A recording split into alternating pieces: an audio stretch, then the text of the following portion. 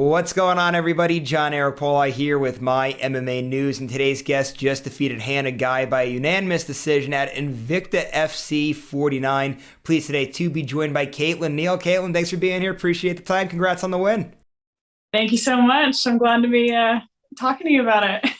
Yeah, so let's start right there with this performance, right? It was a flawless victory. It doesn't get any cleaner than that. So two-part question here. Number one, just how good does it feel? And then number two, is this going to be one of those performances that you kind of like keep on tape and kind of go back to and rewatch? Because I know there's never a perfect fight, but I mean, that's going to be as close to perfect as you could get. Yeah, I was actually really proud of myself for that performance. I don't really leave most of my fights feeling like super good or super proud. But that one was one where I did leave feeling really good about myself, and all the work and time that I put into it really paid off. But I don't like watching my fights back. So I watched it back once and I don't think I'll ever watch it again. I don't know. We'll see. But yeah, I feel like I always just like pick everything apart if I watch it back. So I don't really like watching my film. I gotcha. Now, quick backstory that might put us on a little bit of a tangent, but we will get back into the fight here. You guys were actually friends coming into this. You both were on The Ultimate Fighter, which is kind of where the friendship kind of formed there. So just talk about the experience with The Ultimate Fighter and kind of how you guys became friends. Yeah, so Hannah, even just in the hotel when we didn't really know each other, we were all wearing masks and we weren't allowed to talk to each other before we even got put in the house. Me and Hannah kind of like connected, and I was like, I really want her to be my teammate. But then I think she didn't get put on the show at first, and then somebody dropped out, so she got put in at the very last second. I was like, oh sweet, she's here. And yeah, I wanted her to like be my roommate, but then we got split up on separate teams, and I was like, whatever. So then I kind of just would like talk to her here and there in the house. And when Juliana and Amanda fought, we went and watched those fights, and we went to dinner afterwards and kind of like hung out at dinner. And then the next weekend was the Ultimate Fighter finale in Las Vegas, and we went and we watched the finale. We were sitting right by each other the whole time, and so it was kind of funny. I mentioned to her at the finale, I was like, I should just started so much crap on social media saying that like I wanted to beat you up, or like we had like a problem or like a fight between us, so we could like cause so much attention or drama so we could be fighting on the finale. Because I'm like, we should be fighting on the finale, like we should have just fought each other or something, like just volunteered ourselves. But then the following week it actually came about where I didn't even put her name into the like name of people that I wanted to fight. When they were looking for a fight for me, my manager just came back and was like, hey, do you want to fight Hannah Guy? I was like, sure, why not? If she'll accept, I'll accept. And it's funny kind of how like these things do play out. Like talking to other fighters in the past, like the MMA community, when you think about it, really is kind of small to a degree. And it's easy to, hey, I was at this event, knew this person, had a great time. Now I'm fighting them. Oh, I went to this gym one time, spent a couple of days, trained with this person, really liked them. Now I'm fighting them. So just talk about that a little bit too, and how this community really is kind of small, and it's really to a degree a little difficult to sometimes to, not have it where you don't know somebody or know somebody that knows that person or anything like that.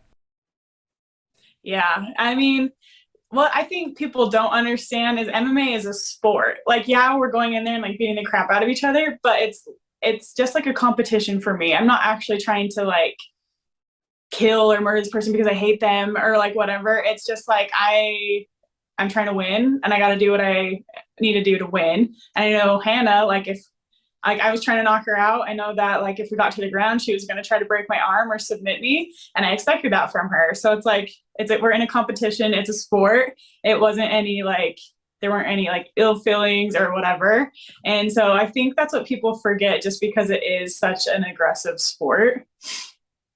Yeah, and that's a perfect way to sum it up too, because I always get that from people. Like, I don't understand how you can watch two people go beat each other up inside of a cage. Like, well, it's a sport, and they train, and there's technique, and a lot that goes into it that people just don't want to understand. But anyway, I have one last tough question for you before we get into this fight, and that, of course, is with Amanda Nunes. Of course, you were part of her team. Just what was it like getting to know her for the little bit of time you were there, and getting to kind of pick her brain and learn from who ultimately really is the GOAT of female fighting? Yeah, no, it was so awesome getting to know her as a person, just because I didn't really connect with her before that, like I really respected her fighting style and I thought she was an awesome fighter and I loved watching her fights. But as a person, I was like, I don't know if I'd like really get along with her or if like we would connect at all. But once I met her in person, like she was hilarious. She would tease me all the time. And she kind of like spoke my love language in that way. Like I was a little bit awkward or like shy or whatever. And she would just like tease me about it. And so it was kind of cool just like getting to know her and like who she is as a person outside of the cage. And she's like really personable. She really cares. She's so nice, really funny. But yeah, I mean, other than that, it was like really cool just to like kind of hear from her coaching, or like see her coaching and like hear from her coaches and kind of like get to pick their brain a little bit on the mats and just kind of hear how she trains and kind of see a little bit like behind the curtains and what she does. All right, so now let's get into the specifics of this fight. Before we kind of get into this round by round breakdown, I do notice there is a soft cast on the hand there. So let's start with there. What's when did that happen and what's kind of the long-term thing with that?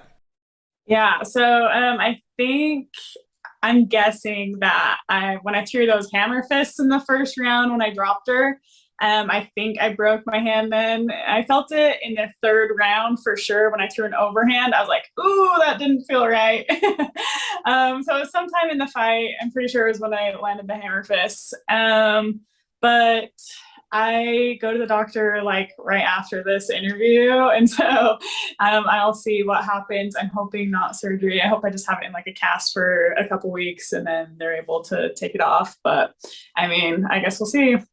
Well, speedy recovery there. Hopefully it's nothing too serious and you could keep moving on here with the career. Let's talk about this fight though. Here we'll get into this round by round breakdown. We'll start with that opening round where you may have injured your hand there. Obviously, right? I mean, talk about setting the tempo for this fight right from the get-go. Obviously, you knew coming in that you had the range, you had the reach advantage there, and you used that to your advantage so perfectly. Just talk a little bit about the round and just kind of how you felt it went, and did you realize, like, was it one of those things where it was like, anyone that's ever played a sport, has been an athlete, like there's certain moments where you kind of know, like, I'm on my game today. Was that kind of how you felt from the early on in the get-go there? Yeah, I mean, even in training, I've had the best training I've ever had ever. And so I think going into the fight, I was really confident in my skill and my ability. And I knew that I was fighting for like a potential UFC contract. Like I could get a contract possibly off of that performance. And so I knew that I had to go in there and give it all I got. Like even if I did lose or like whatever, I just had to go in there and fight. And even in the back room, my coach, John Wood, was like, you are so on point right now. He's like, you're going to be in there. You're going to be able to see anything. She's going to feel slow to you. And so you're going to feel sharp in there. And it's going to be really cool because just the way you've been training and how I saw you moving just barely in the back room, he's like, it's going to be a really good night for you. And so him kind of like putting that into my mind and instilling that going into that first round, like that's exactly kind of how it felt. Like she felt a little bit slower. I was more sharp on point. Even when we ended up on the ground for like one point, but I ended up taking her back. And so I was like, okay, so like even if we do go to the ground, which was the like only thing that I really saw her beating me on, as if she caught me in like a tricky submission.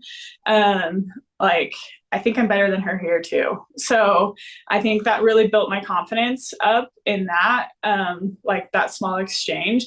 But yeah, that's kind of how I felt for that first round. All right, now to the second round. There was earlier on in the round, or maybe closer to the midpoint there, you were very successful with the shots to the body. And at one point, she's pretty much like hand like this over, heeled over and just trying to almost swat you with one hand there. You had her in a lot of trouble. She was able to stay tough and kind of work her way out and kind of almost do a little clinch to kind of break the kind of the rhythm of that moment there. But just talk about that round too. And were you surprised that she was able to find her way out of trouble like that? Because I seriously thought when I was watching, like, this is over right now. But obviously she was able to make the adjustment and stay tough there. There was multiple times where I thought the fight was going to end and I'm like, how the heck is she still going? Like, what on earth? But yeah, I took her to the body and quite a few times and like bent over, had one arm up. And then I was just kind of like teeing off. She couldn't really defend herself. And then she shot in. And I kind of knew that she would take risky shots if she did get injured or whatever. So I was kind of expecting her to do something like that. But I mean, yeah, I don't know how I didn't finish it at that point. It was kind of like frustrating almost, but it's fine. It is what it is. And then obviously the last round too, right? Another great round for you. What was kind of the mindset coming into that round there? Obviously you had to have known that you're up huge on the scorecards. There might be a 10-8 in there. I think one judge even gave you 2 10-8 rounds if I'm not mistaken there. But obviously what's kind of the mindset coming in that last round, knowing you're up, and just talk about how you're able to close it out there and put a stamp on that dominant performance? I was like, Kaytlin, do not mess this up, because I know Hannah and I know she's tough, and I know that she's gone through fights before where she's gotten beat up and then pulled out a submission. And so I'm like, do not mess this up. Don't go to the ground. Don't even mess with it. You're destroying her in stand up. So I wanted to make sure that I stuck to my game plan, staying at my range, picking my shots, staying smart, not letting her get the takedown. Just because I think that's the only chance she really had to like finish the fight or whatever. And so I kind of was like playing a little bit of mind games. Like I was tired, but I was like pacing back and forth before the round started to kind of like get in her head, because I could tell that she was really tired. So I was like, I'm going to pretend like I'm not tired at all, like pacing back and forth. Like I have tons of energy, kind of like get in her head, and then just pick my shots from there. And then obviously after that big win, everybody wants to know what's next. You had mentioned before, kind of, you were essentially, fighting for what could be a UFC contract. Of course, Invicta is a big feeder system into the UFC. Is that what you want next? Or is the plan maybe, Invicta, it's a great promotion. Usually if you are to win a title in that promotion, really the UFC essentially is the next step automatically there. So do you stay in Invicta, chase down a title, or try to get in that title picture? Or is it to look at one of these bigger organizations that's out there? Yeah, I mean, if the UFC calls, I'm picking up. That's my main goal. That's where I want to go. But I did hear rumors that PFL might be doing a flyweight $1 million tournament. I wouldn't mind that. So we'll see what happens. Yeah, so I got like 4 to 6 weeks to figure it out and then go from there.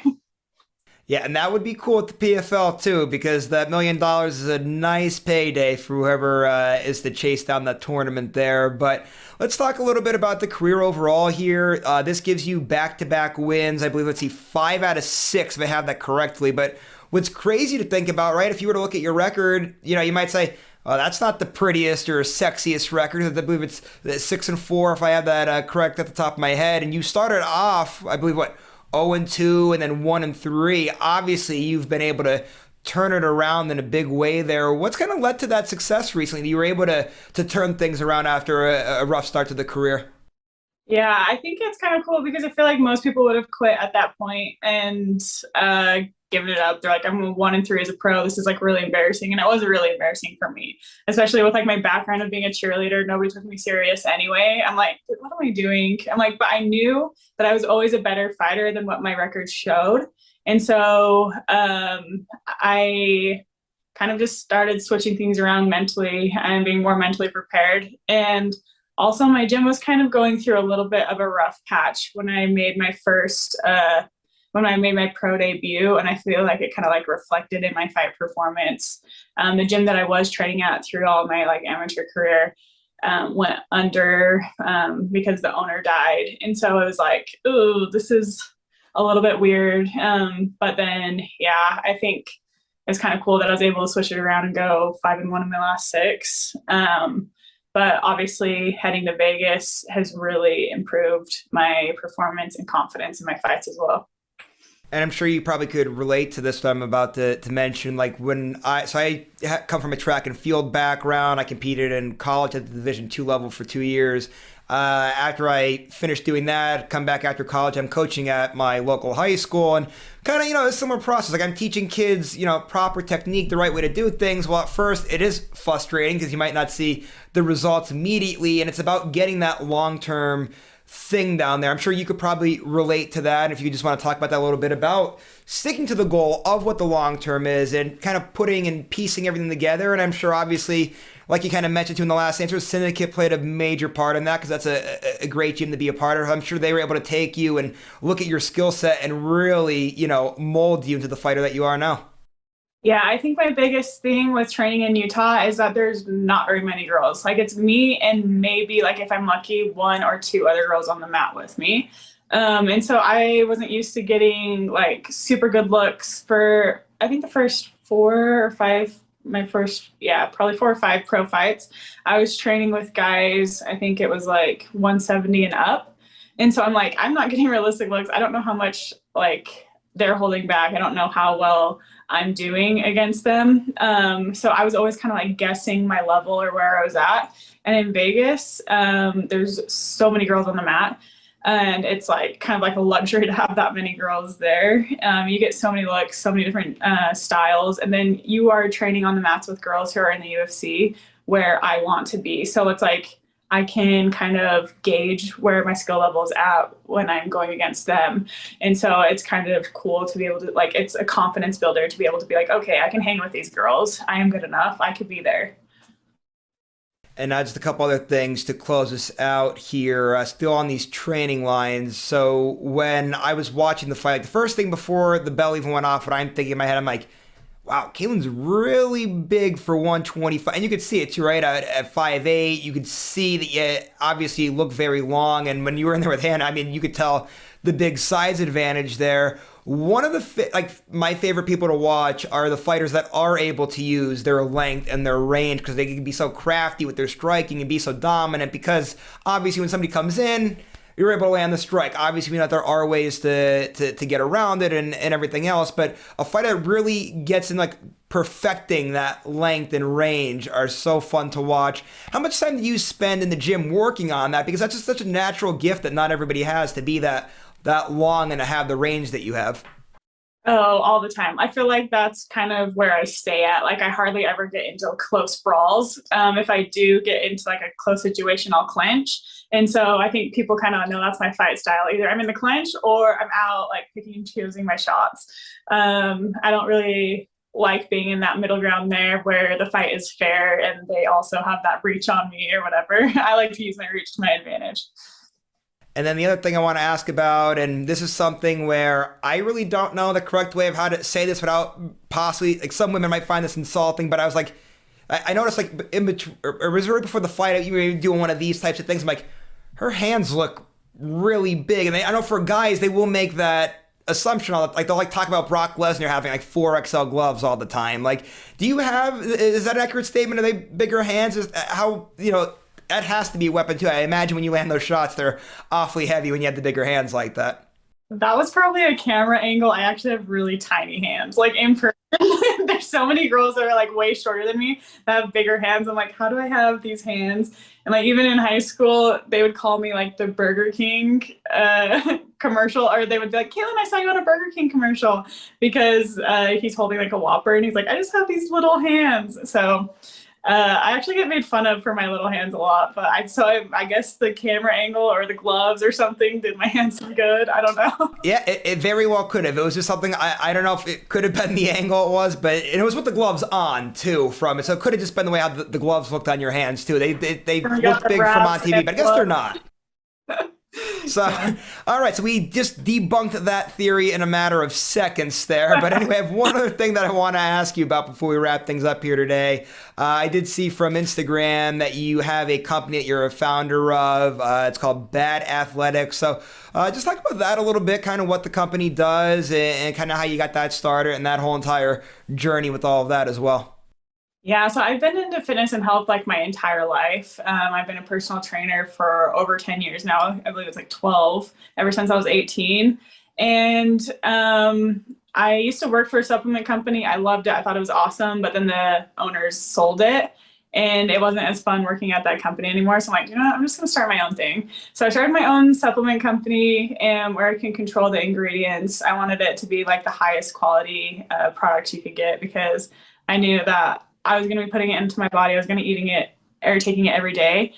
So I wanted it to be like the highest quality ingredients, all naturally flavored, naturally colored, naturally sweetened, and just make it taste good, because I knew I was going to be eating it every day. So that's kind of why I started it in the first place. And it's also like geared towards women. Women were severely underserved in the fitness industry. I think it's like way better now. But when I first started in fitness, there wasn't really anything for women out there. And so it was really intimidating for them to even like try or to like want to try, because they were afraid they'll get like bulky or like whatever. So I really wanted to be like a women friendly business, or women friendly business with supplements that taste good and were actually really good for you. Good stuff. And thanks again for the time here today answering all these questions. One last thing before we wrap things up. I know you have to head off to the doctors after this. So go ahead and plug your social media. I know you're very active, especially on Instagram. You have all kinds of videos that are fun to watch and something the fans should really check out. So go ahead, plug your social media. If you have any management sponsors or coaches, teammates, anybody to give shout outs to, take it away. Floor is yours. Yeah, so I am Kaytlin Katniss MMA on TikTok, Instagram, and Facebook. If you type in Katniss, like from the Hunger Games, I should be the first one that pops up. And I have my sponsor, Bad Athletics. I have an awesome team there, great support. They support me through all of my crazy adventures. They allow me to be able to go and train wherever I want and still keep the company running. So thanks to them. And then also to Century Martial Arts. They send me tons of products and make it able so I'm able to train and be able to kind of hop back and forth from Vegas to Utah as well. And obviously, thanks to my family, my friends, my team at Syndicate, and all the Syndicate chicks down there. All right, Kaytlin, thanks again so much for all the time. Really appreciate it. I'm going to let you take off now. Again, I know you have that doctor's appointment. Hopefully nothing too serious there. It'll be great to see you compete again soon, hopefully on to bigger and better things, and a lot of different things on the horizon for you there. So best of luck with everything there. And just as a reminder to everybody before I roll out, like I always do, just want to thank you guys so much for watching all these interviews. If you like today's interview, please do me a favor. Please make sure you go to the bottom, give this video a thumbs up, subscribe to this YouTube channel if you haven't done so already, and MyMMANews.com. Make sure you guys are going to the website, checking out the great work that comes out there. Also, on social media, Facebook, Instagram, Twitter, make sure you like and follow My MMA News on there as well. You want to find me on Instagram or Twitter, I'm at John Eric Pauli. We'll see you later, everybody.